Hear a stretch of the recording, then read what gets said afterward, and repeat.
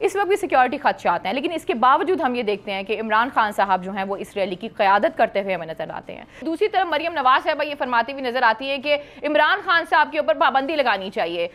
ये सारी चीज़ें ख्वाहिश तो हो सकती हैं, लेकिन आइन और कानून इस चीज़ की इजाज़त नहीं देता।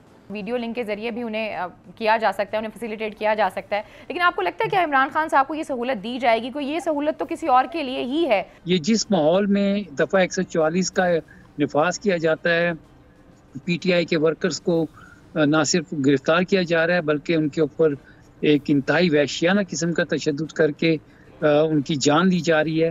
सब्सक्राइब करें और बेल दबाएं ताकि कोई खबर रह न जाए।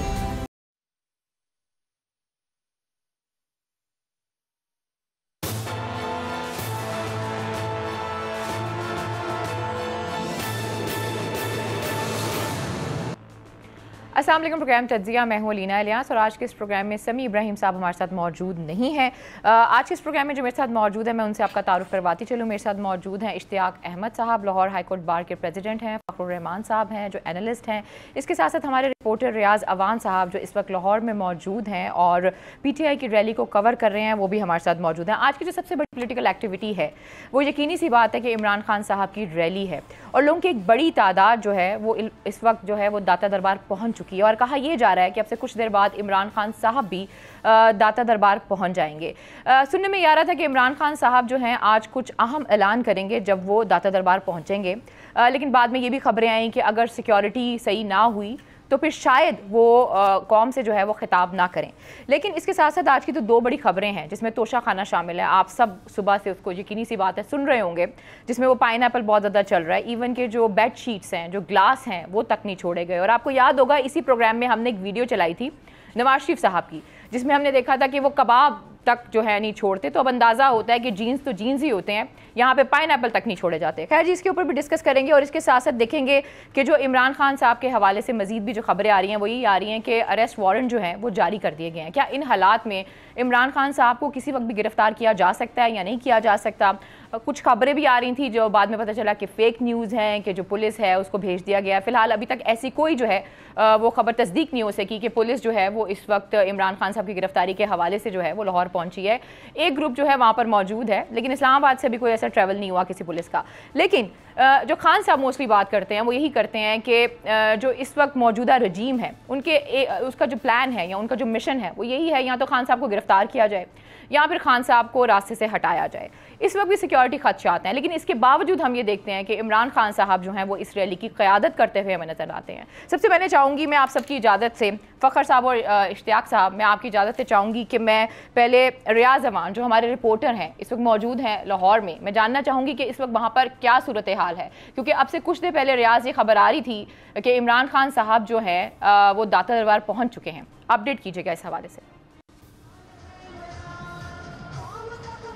जी बिल्कुल, मैं इस वक्त दाता दरबार के बाहर मौजूद हूँ और आप मेरे अकम में देख रहे हैं कि कारकुनों की एक बहुत बड़ी तादाद और खान साहब की गाड़ी जो है वो दाता दरबार के बाहर पहुँच गई है। मैं कैमरामैन को कहूँगा कि वो आपको जूम करके दिखाए। वो जिस गाड़ी के ऊपर जो है ब्लैक कलर के जो सिक्योरिटी गार्ड जिन्होंने यूनिफॉर्म पहनी हुई वो पहने, वो खान साहब की गाड़ी है, वो इस वक्त वहाँ पर मौजूद है और कारकुनों की बहुत बड़ी तादाद जो है वो मौजूद है। जिस जगह इस्तकबालिया कैंप लगा ये उससे कुछ थोड़ा सा फासले पर है और यहाँ पर कारकुन और खान साहब की गाड़ी यहाँ पर पहुँची हुई है। यहाँ से कोशिश की जा रही है कि इसी रास्ते से वो लोअर माल की तरफ से खान साहब को वहाँ से टर्न करके ले जाएं, लेकिन चूँकि लोग बहुत बड़ी तादाद में यहाँ पर मौजूद है, कारकुन है यहाँ पर।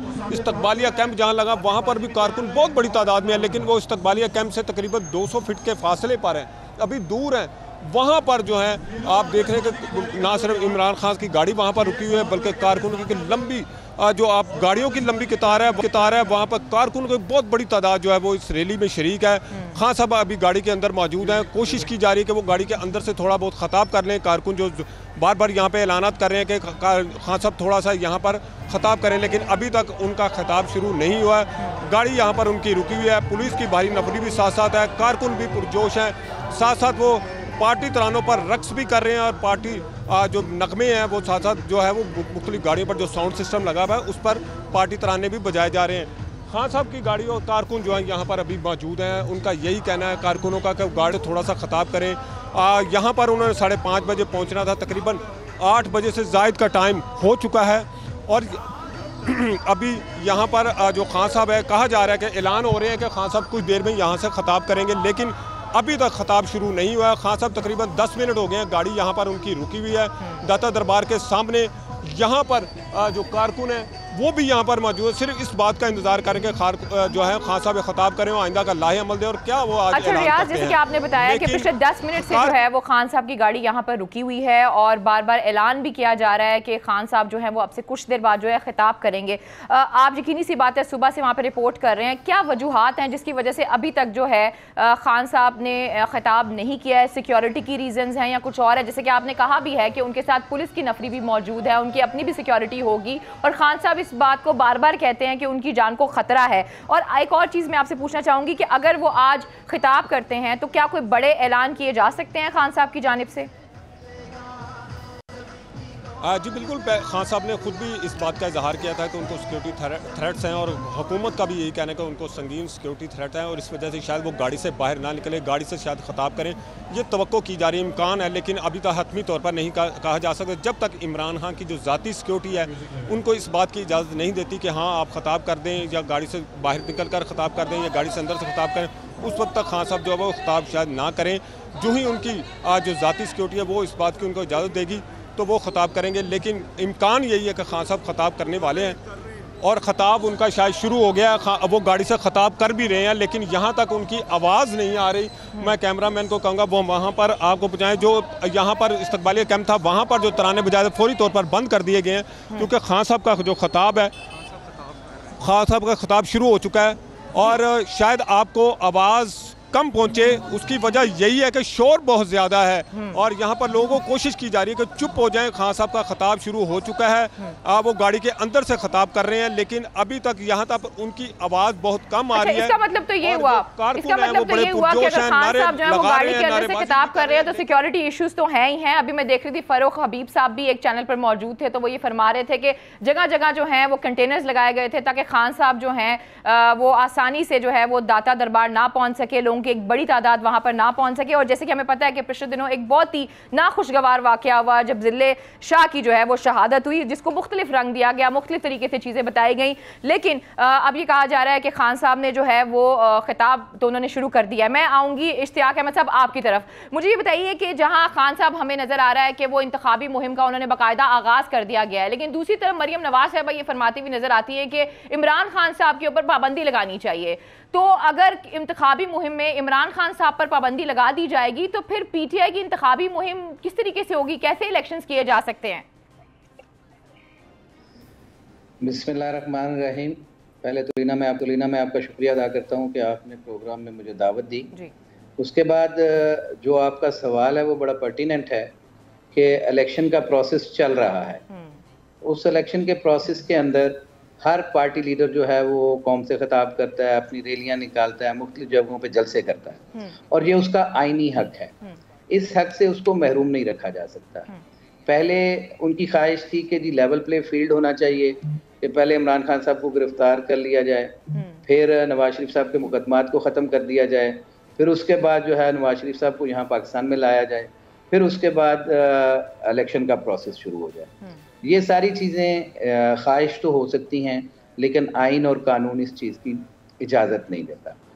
इससे पहले इमरान खान साहब के ऊपर जो पाबंदी लगाई थी पैमरा ने, जो ब्लैंकेट उनके ऊपर लगा दिया था बैन, उसको चैलेंज किया था लाहौर हाई कोर्ट के अंदर और his lordship mister justice Shams Mahmood Mirza साहब की कोर्ट में वो केस जब हेयरिंग के लिए आया तो वहाँ पे एक ही क्वेश्चन था कि क्या बुनियादी हक जो है वो किसी शख्स का छीना जा सकता है। तो उसका जवाब यही था कि आइन के अंदर बुनियादी हुकूक को सलब नहीं किया जा सकता। वो उसके मुताबिक सब्जेक्ट टू होता है certain laws. Subject to certain laws का मतलब क्या है कि अगर कोई ऐसी चीज हो जो कानून में अमर माने हो, वो चीज जो है उसके मुताबिक तो फिर किया जा सकता है। लेकिन अगर कानून के अंदर ऐसी कोई इजाजत ना हो, जैसे कि अतर मिनल्ला साहब ने अपनी पिटीशन के अंदर जो फैसला दिया था, उस फैसले के अंदर उन्होंने बड़ा वाज़े तौर पे कहा था कि जब चैनल्स के पास एक मैकेनिज्म मौजूद है, उस मैकेनिज्म के मुताबिक रिकॉर्डिंग की जा सकती है। अगर किसी ऐसी ऑब्जेक्शनेबल चीज़ है तो वो चैनल्स कर सकते हैं। इसी बुनियाद के ऊपर शमस महमूद मिर्जा साहब ने 3 दिन पहले वो पैमरा की जो पाबंदी थी वो उठा दी गई। अब आप देखें कि इलेक्शन प्रोसेस में बाहर रखने के लिए एक पार्टी हेड को इन्होंने कल उनकी रैली जो है वो मनसूख करवाई। वो किस तरह से करवाई कि 144 का नफाज कर दिया, जबकि एक दिन पहले वो जुमे वाले दिन पिटीशन लगी तो वहां पे इन्होंने आके स्टेटमेंट दी डीसी साहब ने कि हमने 144 के ऊपर पाबंदी उठा ली है और अब ये अपने इंतखाबी मुहिम को चला सकते हैं। केयर टेकर गवर्नमेंट का जो मैंडेट है वो बड़ा महदूद है जी। वो उस महदूद मैंडेट के अंदर अपनी एक्टिविटीज को जारी कर सकते हैं। उनका मकसद जो है ट्रांसपेरेंट फेयर इलेक्शंस करवाना है। उनका मकसद ये नहीं है कि लॉन्ग टर्म पॉलिसी रखनी है, किसी को बैन करना है, किसी को निकालना है, किसी को रखना है। लेकिन इस तरह के अगर हथकंडे इस्तेमाल करेंगे तो मेरी नाकस अक्ल के मुताबिक जब आप किसी चीज को जोर से दबाते हैं तो वो उतनी जोर से उभरती है। जब किसी शख्स को आइन और कानून के मुताबिक ये हक हासिल है कि वो अपनी इंतखाबी मुहिम को चला सकता है तो फिर उसके ऊपर इस तरह की पाबंदियां लगाना। पिछले दिनों देखा कि बहुत दफा ये अटेम्प्ट की गई और हमने देखा भी कि जो जमान पार्क है वहाँ पे हमने पुलिस को भी जाते हुए देखा और काफ़ी कोशिश की कि किसी ना किसी तरीके से इमरान खान साहब को गिरफ्तार किया जाए। आज भी एक केस में जो है वो इमरान खान साहब के वारंट जो हैं वो जारी कर दिए गए हैं। आपको लगता है कि कोई इसमें उनको गिरफ्तार करना आसान होगा, कोई प्लान किया जा सकता है उनकी गिरफ्तारी को गिरफ्तार करने के लिए उन्हें, क्योंकि अरेस्ट वारंट तो जारी हो चुके हैं? देखें, बात सिर्फ इतनी है कि ख्वाहिशात तो हो सकती हैं, ख्वाहिशात की तकमील के लिए एक मुकम्मल ज़ाब्ता कानून के अंदर दिया गया है। उस ज़ाब्ते के मुताबिक अगर किसी शख्स के ऊपर आज के दिन तक 79 FIR हो चुकी हों और रोज़ाना की बुनियाद के ऊपर उसको किसी न किसी अदालत के अंदर तलब किया जा रहा हो और कोई एक अदालत नहीं, एक वक्त में 3-3, 4-4 केसेस लगे होते हैं, उन केसेस के अंदर किसी एक शख्स का पहुंचना नामुमकिन है और वो शख्स जिसको सिक्योरिटी थ्रेट्स हों और जिस शख्स के ऊपर असैसिनेशन की एक अटेम्प्ट की जा चुकी हो। इसीलिए लाहौर हाई कोर्ट में भी और इस्लामाबाद हाई कोर्ट में पिटीशन फाइल की गई हैं कि उन पिटीशंस के अंदर इमरान खान साहब को या वीडियो लिंक के जरिए वहां पे सुना जा सकता हो, क्योंकि हमारी डिस्ट्रिक्ट कोर्ट्स के अंदर, हमारी डिस्ट्रिक्ट जुडिशरी के पास भी इस वक्त वो सारा मैकेनिज्म मौजूद है कि बाहर बैठा हुआ शख्स कहीं इंग्लैंड, अमेरिका में भी वो अपनी एविडेंस रिकॉर्ड करवा सकता है। अगर ये फैसिलिटी एक आम शख्स को हासिल है तो एक लार्जेस्ट पार्टी के हेड को भी तो ये फैसिलिटीज दी जा सकती हैं और जिसकी कानून और आइन में इजाजत भी हो। इसलिए लाहौर हाई कोर्ट में भी ये पिटीशन फाइल की गई और इस्लामाबाद हाई कोर्ट में। अब उसकी क्या आउटकम होती है उसके बाद देखा जाएगा कि इमरान खान साहब अपने केसेस के अंदर क्या पर्सनल अपीयरेंस उनकी कंपलसरी है और उनको लाइफ थ्रेट्स भी हैं या उनको ये फैसिलिटी दी जा सकती है, दी जाएगी, तो फिर ये शायद ये इशू जो है वो वंस फॉर ऑल सेटल हो जाए कि जिस शख्स को इतनी ज़्यादा थ्रेट्स हों तो उसका बाहर निकलना, मेरा ख्याल है कि शायद वो गाड़ी में ही खिताब इस वक्त कर रहे होंगे, बिल्कुल। गाड़ी से बाहर भी नहीं निकले होंगे। मेरा तो यही ख्याल है कि जितनी उनको लाइफ थ्रेट्स हैं तो उनको तो एक्सपोज नहीं होना चाहिए इन पब्लिक, आई थिंक। क्यों इसलिए इस चीज़ को बड़ा मलहूज़े खातर रखना होगा। जी फ़खर साहब, ये सारी सूरत हाल आपके सामने है, आपका इसके ऊपर क्या कहना है? जैसे कि इन्होंने कहा कि वीडियो लिंक के ज़रिए भी उन्हें किया जा सकता है, उन्हें फैसिलिटेट किया जा सकता है, लेकिन आपको लगता है कि इमरान खान साहब को ये सहूलत दी जाएगी? कोई ये सहूलत तो किसी और के लिए ही है और हमने देखा भी है। आपको याद होगा जब मरियम नवाज साहिबा को रखा गया था जेल में तो उनको कितनी फैसिलिटीज़ दी गई थी। बहुत से जितने भी इस क्लास के जो लोग होते हैं उनको जब जेलों में रखा जाता है वो जेल तो नहीं होती, वो तो एक तरह का बड़ी आइडियल सिचुएशन होती है जिसमें आप रखते हैं। वो अलग बात है कि वो सॉस पैन ले लेके घूमती रही और उन्होंने अपने कपड़े इस्त्री किए। आपको लगता है कि ये खान साहब को जिस तरफ कहा है इश्तियाक साहब ने कि वीडियो लिंक का जो है एक ऑप्शन यूटिलाइज किया जा सकता है, क्योंकि इससे पहले हमने देखा कि खान साहब जो हैं उनकी हालत भी ठीक नहीं थी, उनसे चला भी नहीं जा रहा था, लेकिन इसके बावजूद वो एक दिन में 2-2 अदालतों में भी पेश हुए, हमने देखा। जी फ़खर साहब। शुक्रिया रीना। सबसे पहले तो जो बोल टीवी के ओनर हैं शुएब शेख, उनकी जो गिरफ्तारी की गई मैं उसकी शदीद मजम्मत करता हूँ। ये बोल टीवी और ARY पाकिस्तान के अंदर 2 ही वाइस चैनल हैं जो इस वक्त हक और सच के साथ खड़े हैं, आज़ादाना रिपोर्टिंग कर रहे हैं, और ये मीडिया के ऊपर जो कदगने, मीडिया की आवाज़ को जो बंद करने के हथकंडे इस्तेमाल किए जा रहे हैं, पहले भी नाकाम हुए, आइंदा भी नाकाम होंगे।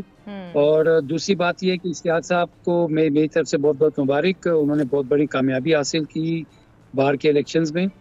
अब आपका जो सवाल है उसका देखें, फ्री फेयर एंड ट्रांसपेरेंट, ये आज़ादाना इंतखाबात का पहला मरहला जो है वो इस वक्त चल रहा है। इमरान खान के खिलाफ जितने भी मुकदमात हुए, यानी कि 77 तक तो पहुंच गए हैं, लगता है जब तक इंतखाबात होंगे उस वक्त तक सेंचुरी जो है वो मुकम्मल कर ली जाएगी। उनको अगर हम बज़ाहिर देखें तो वो सब के सब इमरान खान को नाअहल करने के लिए, सियासत से बाहर करने के लिए, उनको दबाव में लाने के लिए, उनसे एनआरओ लेने के लिए बेशतर बहाने जो थे और हथकंडे जो थे वो इस्तेमाल किए गए। यहाँ तक कि जब वो इस बात पर नहीं आए तो उनके ऊपर कातलाना हमला भी कर दिया गया। अब ये जो प्रोसेस जिसका पंजाब में पंजाब असेंबली के और KPK असेंबली के हवाले से जो इलेक्शन कमीशन ने ऐलानात किए हैं, उसमें पहला मरला जो है वो फ्री, यानी कि कॉन्स्टिट्यूशन के तहत फ्री, आज़ादाना, ये जिस माहौल में दफ़ा 144 का नफाज किया जाता है, PTI के वर्कर्स को ना सिर्फ गिरफ्तार किया जा रहा है बल्कि उनके ऊपर एक इंतहाई वहशियाना किस्म का तशद्दुद करके उनकी जान ली जा रही है। पाकिस्तान किसी भी तरह से बैरूनी दुनिया को जो है ये पैगाम नहीं दे रहा कि पाकिस्तान में कानून की कोई हाकमियत है। पाकिस्तान की इस वक्त जो पहचान बनी हुई है वो ये है कि पाकिस्तान में जंगल का कानून का निफाज है, और जिस तरह से वो उनके कारकुन को, PTI के कारकुन को मारा गया, मैं उसकी जितनी भी मजम्मत करूं वो कम है। मेरे ख्याल में मेरा दिल इसी तरह से फट गया था उनकी ये खबर सुनकर। वो तो बेचारा अपनी एक सियासी वाबस्तगी रखता था, पता नहीं उसको इतनी बेदर्दी से, इतने जालिम तरीके से मार दिया गया, उसका कत्ल किया गया। यकीनन जिसने किया अल्लाह ताला। आपने ऑडियो नहीं सुनी थी मरीम नवाज साहबा की? वो तो इसके ऊपर भी एक एंगल लेने की कोशिश कर रही थी। अल्लाह माफ करे, बंदे के दिल में कोई रहम होता है, हमें वो रहम नजर नहीं आया उनकी ऑडियो पे। मैं आऊँगी इश्तियाक साहब आपकी तरफ। अभी एक और चीज़ मैं आपको बताती चलूँ कि इमरान खान साहब ने ऐलान किया है और उन्होंने ये कहा है कि इतवार को मीनार पाकिस्तान में जलसा करेंगे, यानी कि बाकायदा रैलीज की जाएंगी, जलसे जुलूस किए जाएंगे और जो इलेक्शन कैंपेन है उसे आगे लेकर चला जाएगा, पीछे नहीं जाया जाएगा। तो अब आपको मैं जो चाहूँगी इश्तियाक साहब आपसे पूछना, अभी थोड़ी देर पहले खबर चली है, हमारे ही चैनल पे चली है, KPK के जो गवर्नर हैं वो तारीख नहीं दे रहे हैं और यही कहा जा रहा है कि जी मुल्क के जो हालात हैं वो ठीक नहीं है, जो सूबे के हालात हैं वो ठीक नहीं है। तो ये तौहीन अदालत में नहीं आता है। इसके साथ साथ मैं 2-3 दिन से न्यूज़पेपर्स देख रही हूँ, उसमें जिस तरह की खबरें आ रही हैं सिक्योरिटी के हवाले से कि मुल्क की सिक्योरिटी ऐसी नहीं है कि इस वक्त जो है वो इलेक्शंस कराए जाएं। मुझे याद है कि जब ये इलेक्शन वाला केस सुप्रीम कोर्ट में चल रहा था तो जो अदालत है, सुप्रीम कोर्ट के रिमार्क्स आए थे कि जो मुआशी एमरजेंसी है उसका इलेक्शन से कोई लेना देना नहीं है, जो मुल्क की सिक्योरिटी है उसकी ज़िम्मेदारी जो है वो कुछ और लोगों पे है, एजेंसीज पर है। तो इसमें इलेक्शंस का कोई वो नहीं है कि अगर सिक्योरिटी ख़राब है तो ये तो एजेंसीज को देखना है कि उन्होंने सिक्योरिटी प्रोवाइड करनी है या नहीं करनी है। तो आपकी इसके ऊपर क्या टेक है जो इस तरह का एक बयानिया बनाने की कोशिश की जा रही है? देखें, ये इशू जब टेकअप हुआ था सुप्रीम कोर्ट के सामने तो उसके अंदर ये प्ली ली गई थी और इस प्ली को टर्न डाउन कर दिया गया था। ये इशू जब वंस फॉर ऑल सेटल कर दिया गया है सुप्रीम कोर्ट के अंदर, तो अब इस तरह के जो बहाने हीले बना के इस इलेक्शन को वो चाहते हैं कि किसी तरह से भी पोस्टपोन करवाया जाए, जबकि आइन इसकी इजाजत नहीं देता। देखें, पंजाब के इलेक्शंस के हवाले से सदर पाकिस्तान ने जो सुप्रीम कोर्ट का ऑर्डर था उसकी लेटर एंड स्पिरिट के अंदर कंप्लायंस कर दी। हालांकि 90 दिन के अंदर ठीक हो गया। इश्तियाक साहब, sorry to cut you here, मुझे यहाँ पे ब्रेक लेने वापस आती हूँ तो मजीद भी बात करते हैं और खास तौर पे तोशा खाना के हवाले से जरूर बात करेंगे। Stay with us.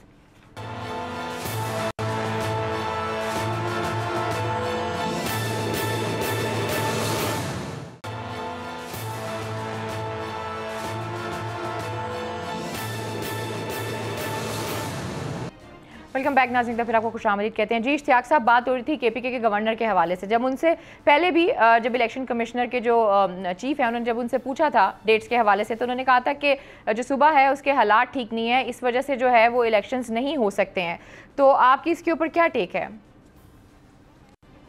जैसे मैंने पहले अर्ज किया था कि जब सुप्रीम कोर्ट में ये केस चल रहा था तो उस वक्त पंजाब हुकूमत और केपीके की हुकूमत ने, जो केयर टेकर हुकूमत थी, उनकी यही थी कि जी यहाँ पे इलेक्शन सिक्योरिटी इश्यूज हैं, यहाँ पे दहशतगर्दी का खतरा है, मुआशी बदहाली है, ये सारी चीज़ें सुप्रीम कोर्ट ने सुन ली थी और सुनने के बाद एक वर्डिक्ट दे दिया।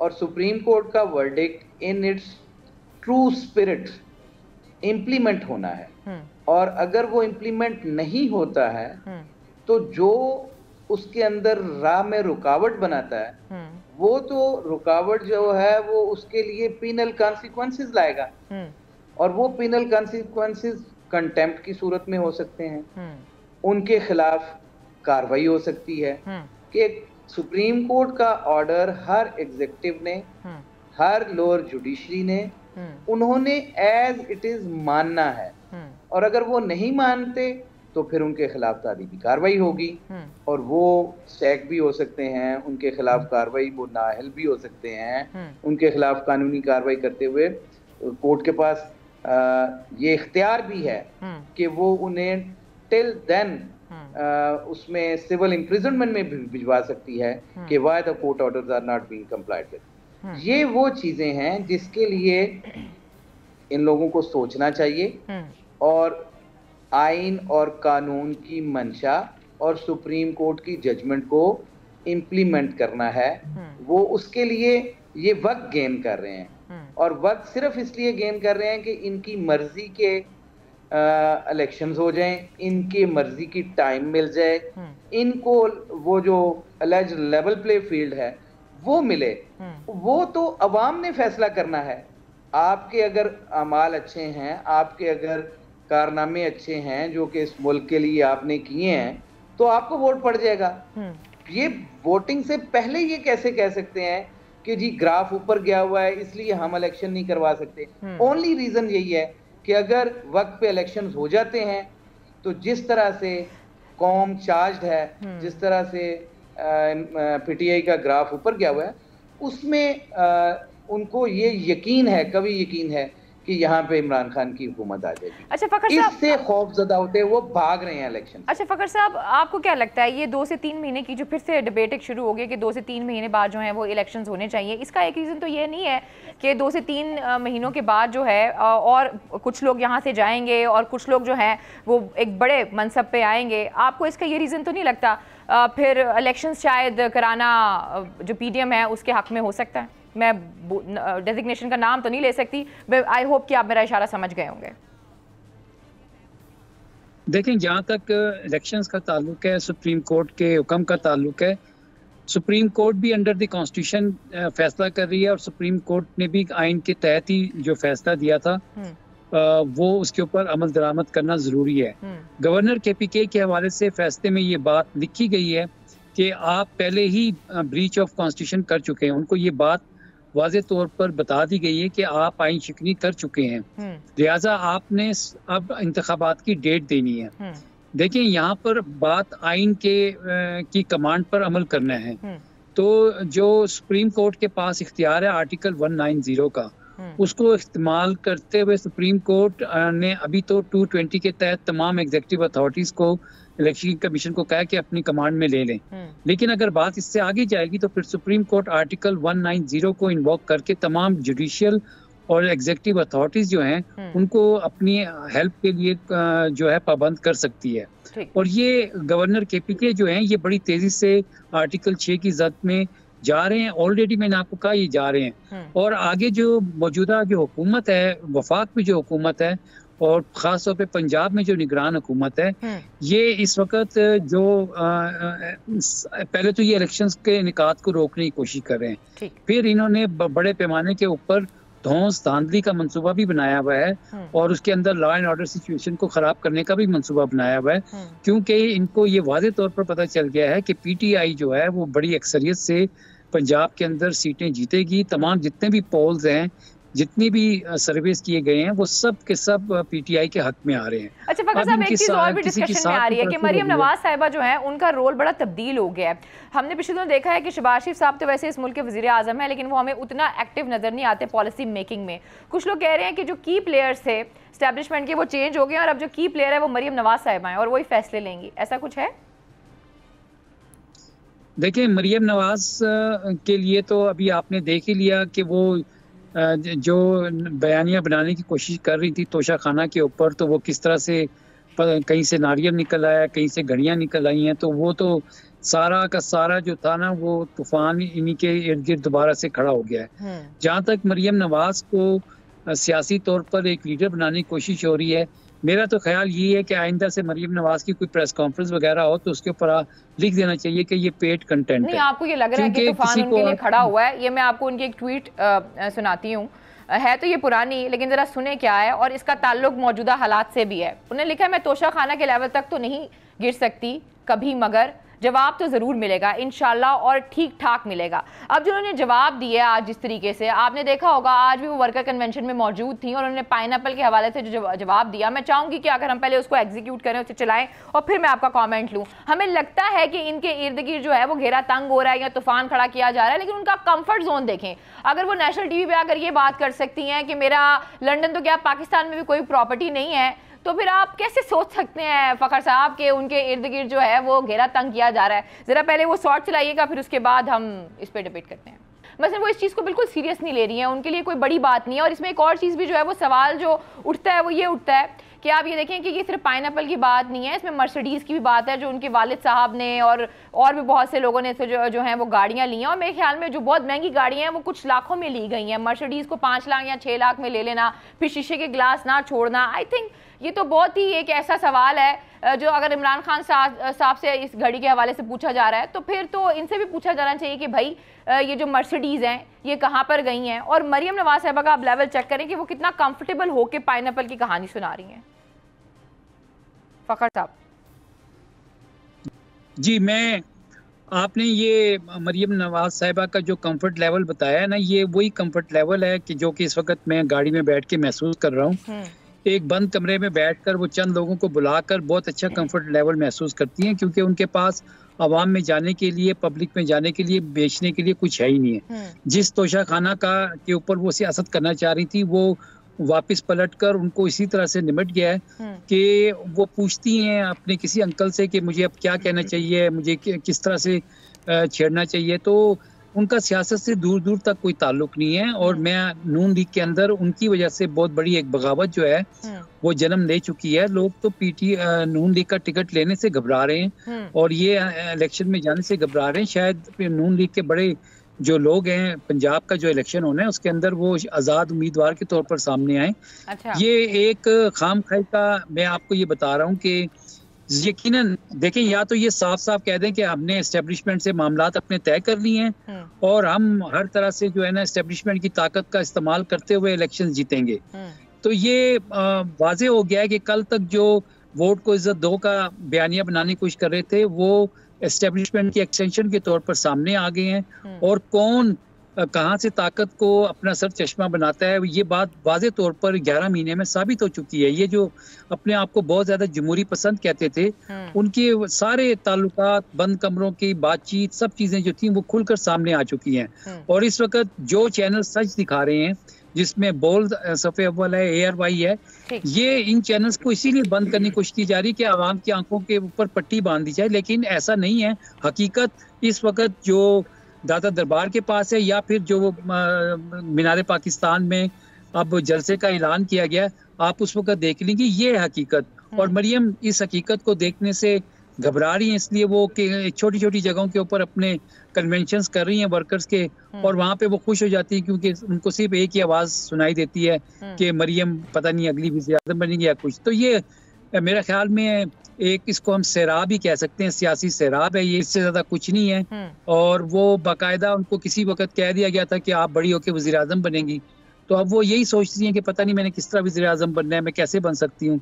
उनके पास कहने को कुछ नहीं है और करने को भी कुछ नहीं है, सिवाय इसके करने को तो खैर उनके पास बहुत कुछ है, वो हमें नजर भी आती है प्रेस कॉन्फ्रेंस करते हुए, उनकी प्रेस कॉन्फ्रेंस चलती भी हैं और बहुत से लोग ये कहते हैं कि इस वक्त जो हुकूमत में बड़ी पॉलिसीज के हवाले से फैसले लिए जा रहे हैं वो सारे के सारे मरियम नवाज साहिबा ले रही हैं। अच्छा इश्तियाक साहब मैं आपकी तरफ आऊँगी, जो तोशा खाना के हवाले से चीज़ें सामने आया है, जो रैकेट सामने आया है वो 2002 से लेकर 2023 तक आया है, उससे पहले क्या कभी किसी ने कोई चीज़ नहीं ली? यहाँ पे मैं एक और चीज़ जिक्र करना चाहूँगी अरशद शरीफ साहब का, शहीद अरशद शरीफ साहब का। मुझे याद है कि उन्होंने कुछ आखिरी ट्वीट्स किए थे जिसमें उन्होंने कुछ लोगों के नाम भी लिए थे, तो लेने वाले तो बेशुमार हैं, लेकिन ये सिर्फ 2002 से लेकर 2023 के ही रिकॉर्ड की बात होगी। इससे पहले कोई नहीं पूछेगा कि इस मुल्क को कौन किस तरीके से लूटता रहा। और हमने देखा कि एहसन इकबाल साहब, मरियम औरंगजेब साहिबा पता नहीं क्या क्या बोलती रही हैं कि भाई ये जो तोशा खाना में जितने भी तोहफे दिए जाते हैं, तवाइफ दिए जाते हैं, वो सारे के सारे कौम की इज्जत होते हैं और अगर उसके साथ खेला जाए तो इसका मतलब आप कौम की इज्जत के साथ खेल रहे हैं।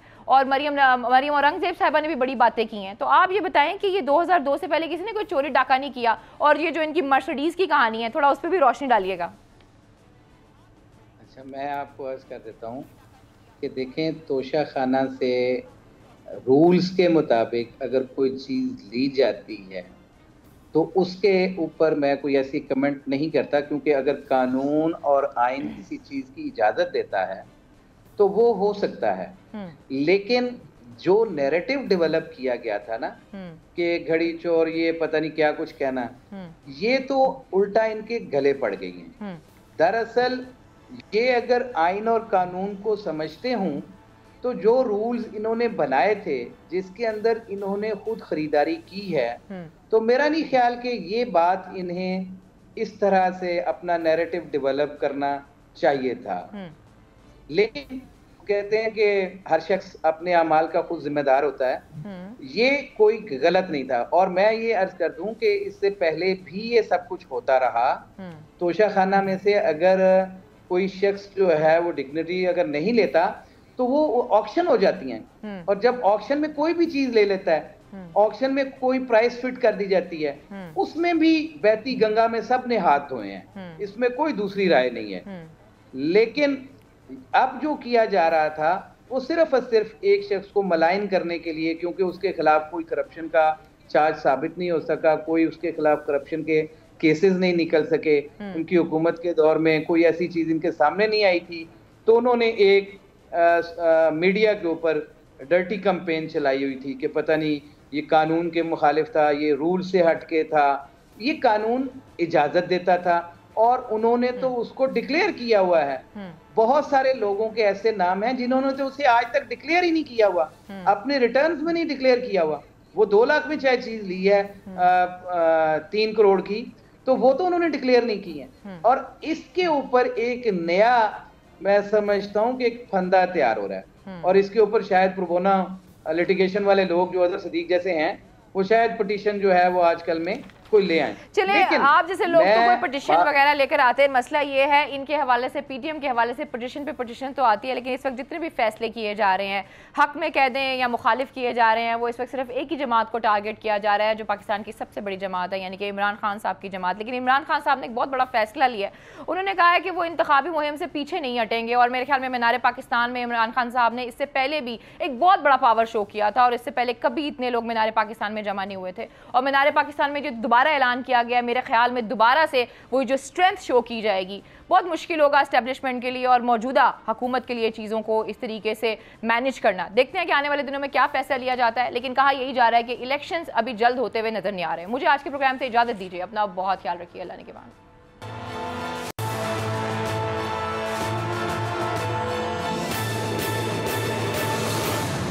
को चेयरमैन बोल, शोएब शेख के खिलाफ मनगढ़ंत, झूठा और बेबुनियाद केस। हुकूमत इंतकामी कार्रवाइयों पर उतर आई। रिश्वत देने के झूठे इल्जाम के पीछे असल हकायक वो ले आया अवाम के सामने। सिंध हाई कोर्ट की जानिब से 10 मार्च को एग्जैक्ट केस में बरियत का फैसला भी दे दिया गया, जो रिश्वत केस इल्जाम को झूठा और बेबुनियाद साबित करने के लिए काफी है। सवाल ये उठता है, न रिश्वत लेने वाला न देने वाला मौजूद, तो फिर ये मुकदमा क्या है? गुज़िश्ता 5 सालों में ना तो कोई गवाह पेश हुआ और ना ही कोई सबूत सामने आया, जबकि कोई इंक्वायरी अमल में नहीं लाई गई। जब मुल्जिमान से कोई तहकीकात नहीं की गई कुछ साबित नहीं हुआ, तो फिर ये मुकदमा क्या है?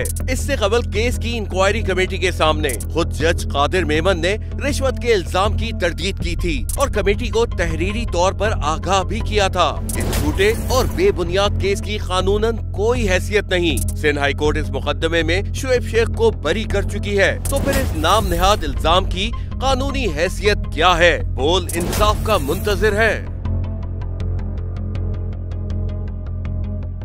सब्सक्राइब करें और बेल दबाएं ताकि कोई खबर रह न जाए।